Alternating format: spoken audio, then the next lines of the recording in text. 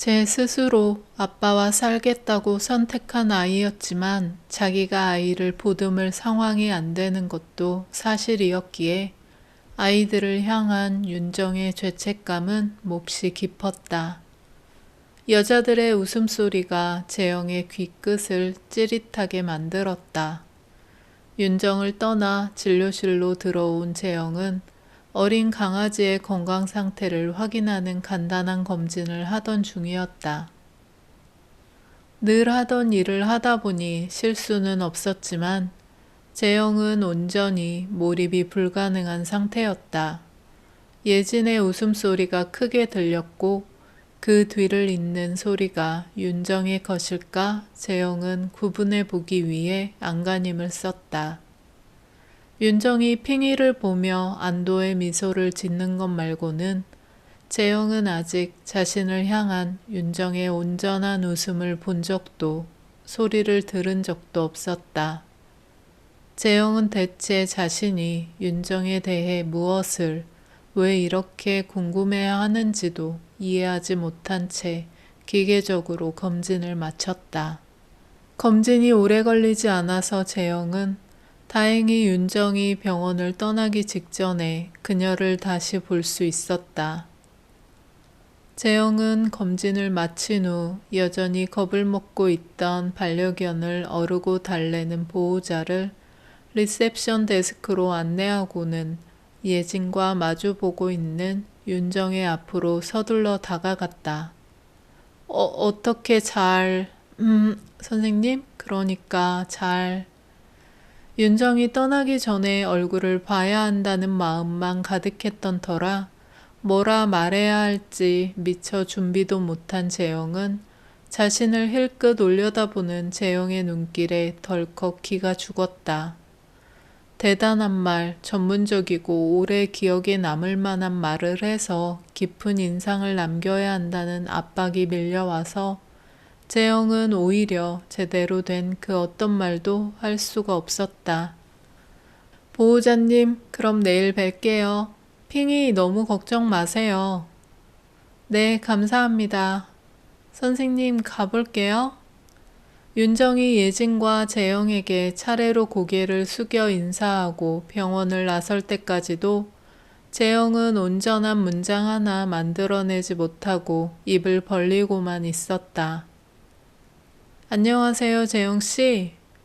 떠나는 윤정의 뒷모습을 망연히 지켜보던 재영은 윤정을 스쳐서 들어오는 사람이 있다는 걸 전혀 알아채지 못했다. 오늘은 우리 이쁜이랑 같이 왔어요. 지현이 품 안에 쏙 들어오는 강아지를 안아들고 서서 활짝 웃고 있었다. 재영은 당혹감이 가득해서 예진을 보았는데 예진은 재영의 마음을 훤히 알고 있다고 시위라도 하듯 지연과 문 밖으로 멀어지는 윤정을 번갈아 보았다. 윤정은 비워둔 미용실 때문에 마음이 급해서 걸음을 빨리 했다. 이상한 사람이야. 친절한데 진짜 이상한 사람. 조급한 상황에 핑이를 여전히 걱정했지만 윤정을 거슬리게 하는 것 중 가장 큰 건 이상한 사람, 재영이었다. 원래 저렇게 말주변이 없는 사람인가? 그래서 사람들하고 얘기를 어떻게 하지? 윤정은 처음 봤을 때부터 쭈뼛거리며 자신을 멍하니 봤다가 눈이 마주치면 피하기를 반복하던 재영을 이상하게 여겼다. 결국 다른 사람의 눈을 보고 말하지 못하는 지극히 내향적인 성격의 사람이려니 결론을 내릴 수밖에 없었지만 다시 보니 또 그런 것 같지도 않았다. 병원 스태프들과 보호자들을 상대로 할 때는 눈도 맞추고 미소도 짓고 말문이 막히는 것 같지도 않았는데 윤정에게는 왜 그럴까? 윤정은 자신의 무언가가 재영을 거슬리게 한 것은 아닌지 슬슬 걱정이 되기 시작했다. 겉으로는 친절하고 정중한데 속은 그렇지 않은 거라서 설마 핑이를 나 몰라라 하지는 않겠지? 하는 생각까지 들어서 윤정은 자신을 대하는 재영의 태도를 거듭 곱씹어 보았다.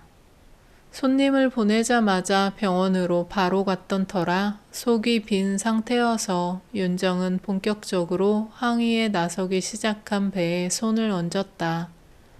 다음 손님이 올 때까지는 30분이 남아 있었으니 간단하게 먹을까 싶어 편의점에서 빨리 씹어 넘길 수 있는 종류의 샌드위치를 골랐다.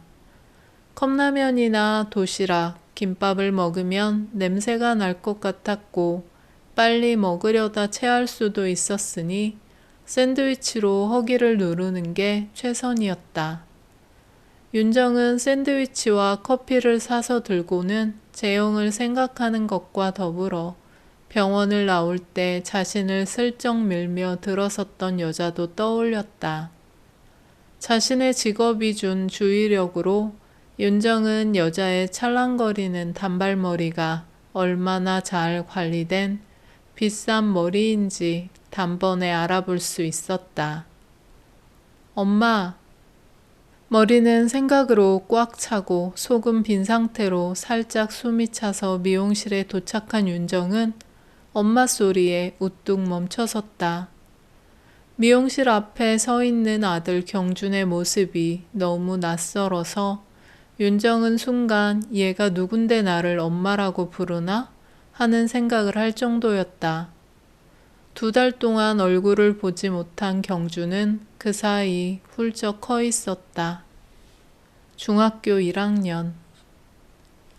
아이가 입고 있는 활동복은 아직 몸에 헐겁게 컸고 얼굴에는 앳된 티가 뚜렷했으며 뭐가 들었는지 무겁게만 보이는 가방은 어깨에 대충 걸쳐져 있었다. 경준아, 웬일이야? 전화를 하지. 오래 기다렸어? 윤정은 샌드위치와 커피를 한 손에 모두 옮겨들고는 휴대폰을 들어 혹시 경준이 연락을 했는데 받지 못한 것인지를 살폈다. 엄마 잠깐 나갔다 왔는데 언제 왔어? 윤정은 서둘러 잠가둔 미용실 문을 활짝 열어서 경준의 등을 밀어 안으로 들여보냈다.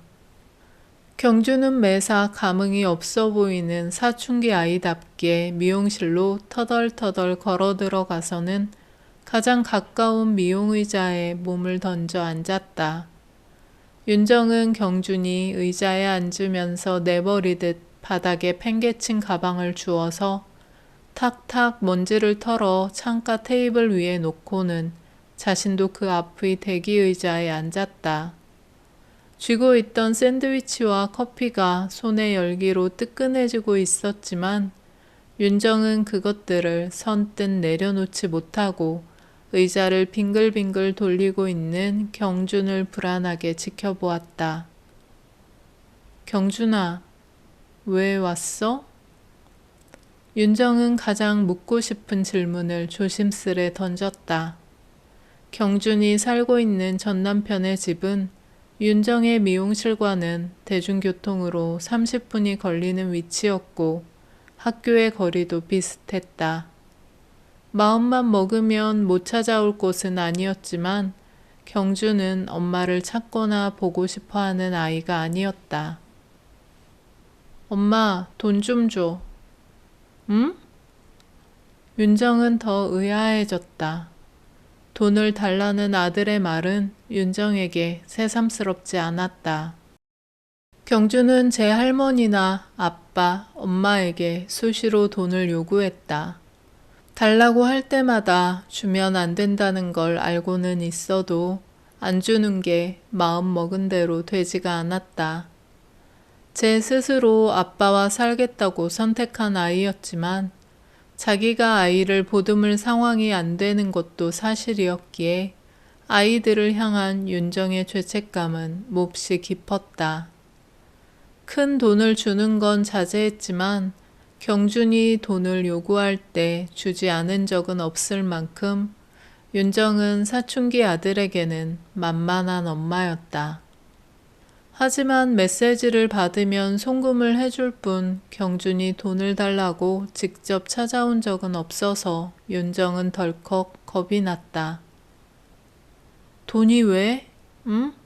메시지 보내면 되는데 엄마를 찾아온 이유가 있는 거야? 얼마나 필요한데? 윤정은 경준이 바닥을 퉁겨내듯 디디며 의자를 돌리는 동안 그저 아이의 대답을 기다리는 수밖에 없었다. 무슨 일인지 걱정이 돼서 샌드위치는 먹힐 것 같지도 않았고 예약 손님이 오기까지의 시간도 얼마 남지 않아서 조바심이 났지만 지금의 윤정에게 별 도리가 있을 리가. 사춘기 아이가 무슨 생각을 하는지 뭘 원하는지 끌어내려면 그저 인내심을 한없이 발휘하는 수밖에 없었다. 아빠 결혼할 것 같대. 응? 결혼? 아빠가? 윤정은 전남편 한종이 결혼할 것 같다는 말을 듣자 어리둥절해졌다. 윤정이 가장 이상하다고 느낀 건 그렇게 이혼을 질질 끌더니 재혼을 할 사람을 그렇게 빨리 만난 건가 싶어서였다. 혹시 만나던 여자가 있었나 하는 생각이 불쑥 떠올랐지만 바람을 피운 것이든 새롭게 누군가를 만나서 순식간에 사랑에 빠진 것이든 윤정에게는 크게 상관없다는 결론이 금방 내려졌다. 다만 아이가 엄마를 찾아와 얘기하기까지 무슨 일이 있었던 건지만 윤정에게는 중요했다. 혹시 아빠가 재혼하면 아빠랑 못 살까봐 걱정인 건가? 윤정은 경준에게 다가가 쪼그려 앉아서 아이의 팔에 손을 얹고 눈을 맞추려 애썼다. 경준아, 괜찮아. 엄마랑 살면 되지. 엄마 있잖아. 너 엄마 어디 있는지 알잖아. 엄마는 경준이가 엄마랑 산다고 하면 너무 행복할 거야. 윤정은 경준을 위로하려 한 말이었지만 경준의 표정에는 감동은커녕 제 엄마를 한심해하는 기색이 어렸다. 그 아줌마 엄청 부자래. 응? 지금까지 나온 얘기라고는 제 아빠가 결혼할 것 같고 그 상대가 부자라는 것밖에 없었으니 윤정은 아이를 재촉하고 싶어졌다. 윤정에게 중요한 건 아이들 밖에는 없었다.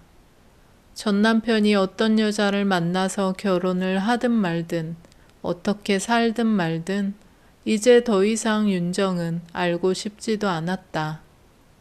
어쨌든 한종이 아이들의 아빠니까 아이들에게 어떤 영향을 줄지만 걱정이 될 뿐이었는데 경주는 그에 대해서는 전혀 얘기를 꺼내지 않고 있었다. 우리 미국 갈 수도 있대. 미국? 우리? 우리라니? 경준이 너도? 아빠가 그런 말을 한 거야? 경준은 말없이 고개만 끄덕였다. 급작스레 아득함이 덮쳐오자 윤정은 쪼그려 앉은 다리를 펴지도 못한 채 그대로 굳었다. 아이까지 데리고 미국을 간다고? 경준이를 못 본다고? 사춘기 아이라 제 엄마에게 관심이 없고 대화 자체를 반겨하지 않는 건 충분히 이해할 수 있고 시간이 지나면 나아지겠지. 기다릴 수 있는 문제였다. 하지만 아예 다른 나라로 아이를 데려간다니? 언제 볼 수도 다시 못 볼 수도 있다고 생각하니 윤정은 한종에 대한 분노가 치밀어 올랐다. 그 얘기를 내가 아이한테 듣지 않았다면 대체 어쩔 작정이었을까? 윤정은 무릎을 짚고 힘겹게 일어나서 경준의 머리에 손을 얹어 살살 쓰다듬었다. 평소 같았다면 질색하면서 제 엄마의 손을 피하려 애썼겠지만 오늘 경준은 그러지 않았다. 경준이 그러지 않았다는 게 뭔가 불길한 신호인 것만 같아서 윤정은 더 불안하기만 했다. 안녕하세요. 미용실에 경쾌한 목소리로 인사말이 울려 퍼졌고 윤정은 정신을 차렸다. 예약 손님이 도착했고 윤정은 지금 다시 일을 해야만 했다. 편하게 들어주셔서 정말 감사합니다. 구독, 좋아요는 저에게 큰 응원이 됩니다.